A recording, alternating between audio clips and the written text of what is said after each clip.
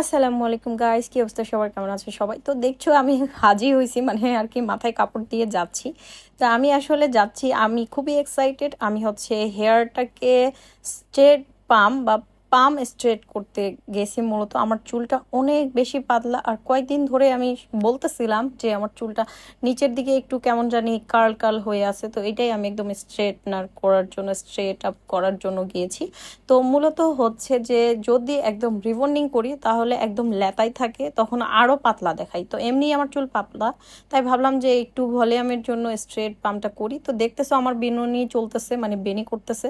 তারপর বেনিটা ফুল হয়ে গেলে টাইম যে লাগে সেই টাইমটা ধরে বসেছিলাম আর কি, মানে মেডিসিন লাগাচ্ছে। এইটা দেওয়ার পরে যাদের চুল হচ্ছে আরও বেশি, বা যাদের চুলের হচ্ছে যে আরও বেশি, তাদের আরও বেশি টাইম লাগে। আর চুলের লেন্থ আর হচ্ছে গ্রোথ অনুযায়ী কিন্তু টাকা, চুল যত লম্বা হবে টাকা তত বাড়বে, আর চুল যত মোটা ঘন হবে তত টাকা বাড়বে। সেটা চুলের উপরে ডিপেন্ড করে টাকাটা হয়, আসলে অ্যামাউন্টটা হয়। তো আমার হচ্ছে মেডিসিন লাগানোর পরে টাইম নিয়ে আমি বসেছিলাম। তারপরে আমার টাইমটা যখন ফিল আপ হয়েছে বা কভার হয়েছে, তারপরে এই যে বেনিগুলা ওপেন করতেছিল স্ট্রেটনার দিয়ে টানবে বলে, তো স্ট্রেটনার দিয়ে টানছে। আর আমার ফাইনাল লুকটা অবশ্যই তোমরা দেখবা। আমার কাছে তো ভালোই লাগছে, তোমাদের কাছে কেমন লাগছে আমাকে জানাবা। আর আমি মূলত হচ্ছে এই কাশ্মীরি বিউটি পার্লারে অনেক কিছু করি, আর আমার ভাবি হয়, সে অনেক অমায়িক, অনেক ভালো, আর অনেক সুন্দর করে কাজ করে, নিজের মতো করে কাজ করে, অনেক ভালোভাবে কাজ করে। তাই গিয়েছিলাম ওখানেই। তো আমার চুল স্ট্রেট করার পরে, মানে পাম স্ট্রেট করার পরে আমাকে কেমন লাগছে তোমরা অবশ্যই জানাবা। সে আমার কাজ শুরু করে দিয়েছে, মূলত স্ট্রেটিং চলতেছে। আর ওই পাশে আপুটা হচ্ছে বেনি খুলতেছে একটা একটা করে। তো আমার কাছে আমার স্ট্রেট খুব ভালো লাগছে। তোমাদের কাছে কেমন লাগছে সেটা শেষেই দেখতে পাবা। আর শেষে দেখবা যে মানে আমাকে কেমন দেখাচ্ছে, আর তারপরে আমাকে বলবো যে কেমন লাগলো। আর হচ্ছে যে আমি ভয় পাচ্ছিলাম যে ছ্যাঁকা খাই কিনা, কিন্তু সে অনেক সুন্দর করে কাজ করতেছিল, এই জন্য একটু ছ্যাঁকাও লাগেনি, আর অনেক সুন্দরভাবে হয়েছে স্ট্রেট, আমি যেরকম চাচ্ছিলাম সেরকমই। ভলিউমও ছিল। আর আমার চুল খুবই পাতলা, খুবই।